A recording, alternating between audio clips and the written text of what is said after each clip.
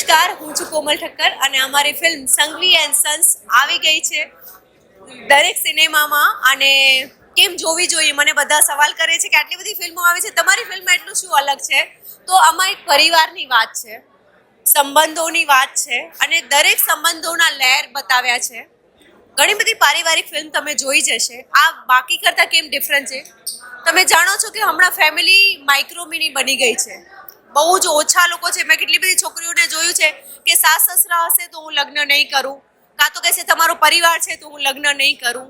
અને આ જ વસ્તુ આપણને સમજાઈ ગયું કોવિડ. જ્યારે કોવિડ આવ્યું ત્યારે તમને ખબર પડી.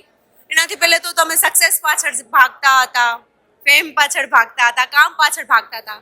કોવિડે આપણે સમજાયું કે ફેમિલી આપણા માટે કેટલું ઇમ્પોર્ટન્ટ છે. કેટલો પણ ખરાબ સમય આવે, તમારો ફેમિલી, તમારો પરિવાર તમને સાથ આપે છે.